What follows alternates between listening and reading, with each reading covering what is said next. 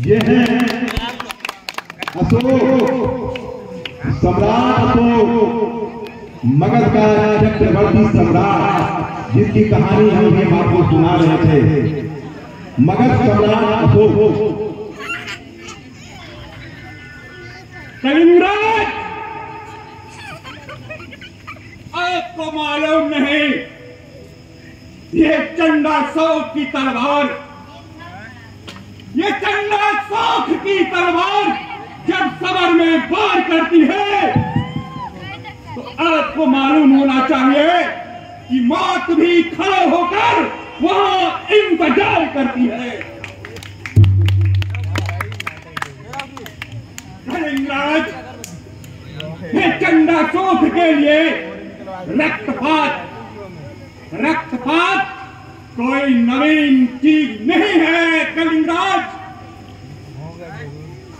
हमेशा खून की होली खेलने वाला ये चंडाशोक कलिंग के फुफकार से नहीं डरता। आपको मालूम होना चाहिए, ये चंडाशोक ना तलवार की धार से, ना तलवार की धार से, ना धनुष की टंकार से ये चंडाशोक डरता है तो सिर्फ परवरदिगार से। कलिंगराज, कल के युग में ये चंडाशोक प्रलय का आह्वान करेगा, प्रलय का। हरे मौत मेरी क्या शक्ति, वो भी चंडाशोक के सामने खड़े होकर चंडाशोक जीवन की भीख मांगेगा।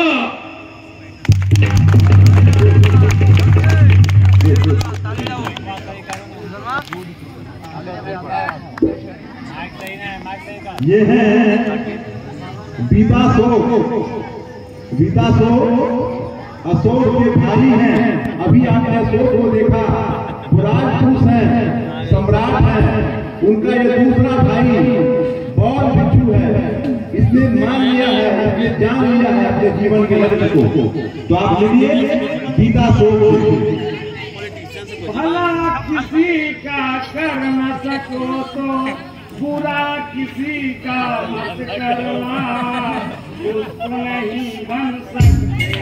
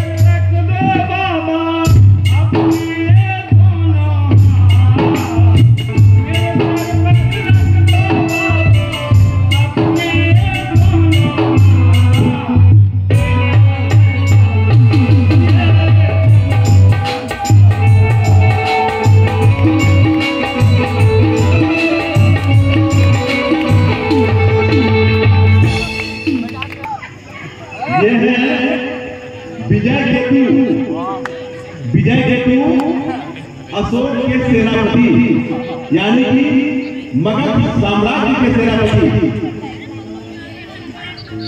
सम्राट विजय केतु आपका महान सेनापति है। इसका मतलब यह नहीं कि आप जो भी कहें हम उसे मान लें। मैं विजय केतु महान सेनापति होने के नाते मेरा एक दृढ़ संकल्प है कि मैं किसी किन्नर या नारी पर हाथ नहीं उठाता। सम्राट, आप मुझे चाहे जहां भी कोई भी देश या कोई भी जंगल, पहाड़ या कहीं भी युद्ध करने के लिए भेजे, मुझे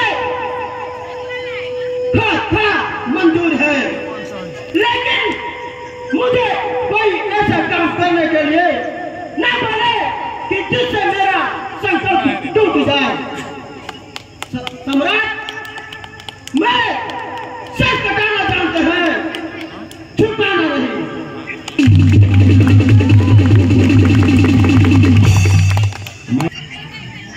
ये है, ध्यान से सुनिएगा, ये है महेंद्र राज। अभी हमने मगध की बात की, सम्राट अशोक की बात की, अब हम बात कर रहे हैं कलिंग की, जिनसे युद्ध हुआ था। तो ये है महेंद्र राज, कलिंग नरेश। सम्राट अशोक, सम्राट अशोक, नदी की धार चाहे कितने भी तेज क्यों न हो, मगर वो अपने किनारे का साथ नहीं छोड़ता। तलवार की धार चाहे कितने भी तेज क्यों न हो, मगर वो अपने मैल को नहीं करता। सम्राट, हम क्षत्रिय हैं, हम क्षत्रिय हैं, और क्षत्रियों का अपने मातृभूमि से अधिक प्यारा उसका जान भी नहीं होता। हम सर कटा देंगे, हम सर कटा देंगे, मगर अपने जीते भी कलिंग को आपके हाथों नहीं जाने देंगे। अपनी आजादी को, अपनी आजादी को हम मिटा सकते नहीं। सर कटा सकते हैं, लेकिन सर झुका सकते नहीं।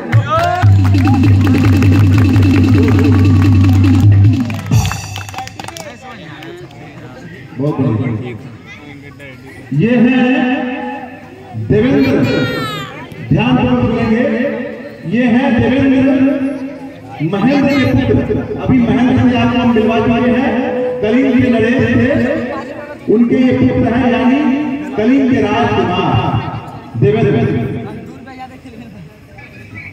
देवेंद्र का रक्त भी अभी पानी नहीं हुआ है। मैं सम्राट, मुझे आपके दान से कलिंग का राजा नहीं होना है।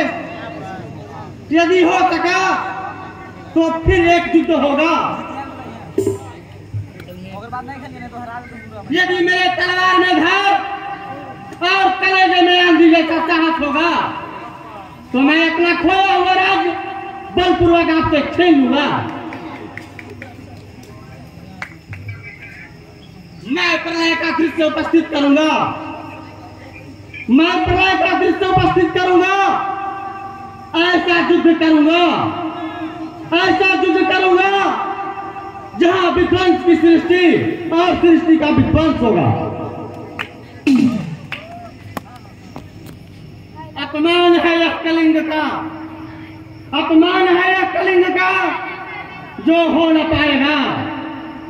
अपमान है यह कलिंग का जो हो न पाएगा।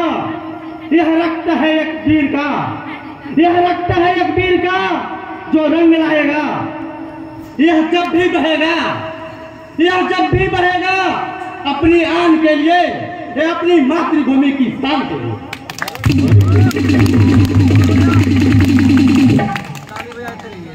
यह है महानायक, महानायक कलिंग के महामंत्री हैं, कलिंग के महामंत्री।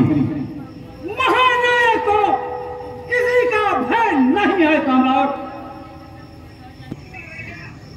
महाराज, आपकी प्रजा लाल लाल आंखें को देखकर भले ही भय कंपित हो जाए, लेकिन महानायक को किसी का भय नहीं। मैं आंखें दिखाने वाले को, आंखें दिखाने वाले को आंखें निकालूंगा और बातें बनाने वाले को जीवा ही खींच लूंगा।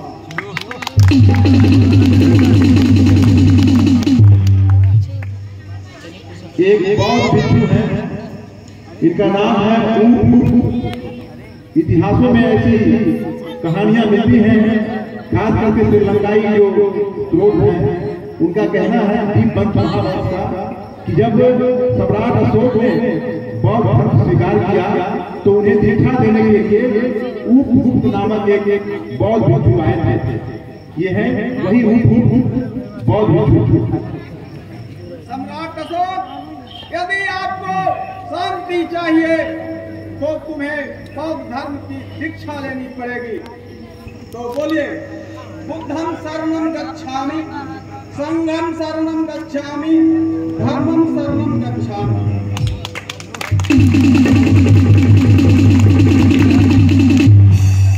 एक सैनिक है मगध साम्राज्य के, माइक भी कर लीजिए भाई।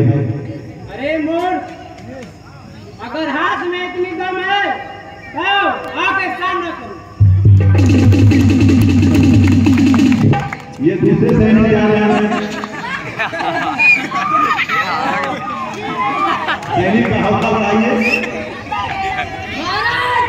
आप जो आगे दीजिएगा मैं वही करूंगा।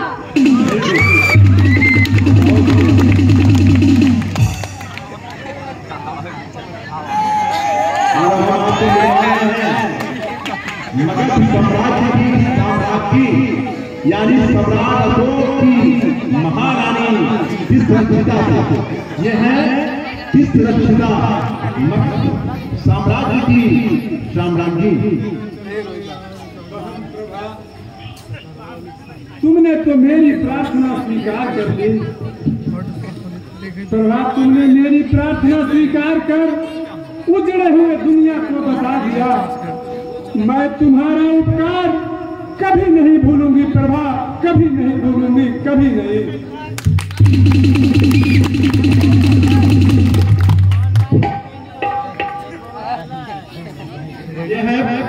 ये है प्रभा, ये महेंद्र राज की कन्या, याद कीजिए महेंद्र राज को, महेंद्र राज कलिंग नरेश है, यानी इस रूप में ये कलिंग की राजकुमारी है। मिलिए इसे। भैया, कौन कहता है कि निर्मला दुर्बल है? नारी की प्रकोप से समस्त भूमंडल में पल्ले आ जाती है। नारी की श्राप से लंका रावण में भस्म हो गए। नारी की नीर के कारण गौरव दल विहीन हो गए। भैया, फिर कौन कहता है कि नारी दुर्बल है?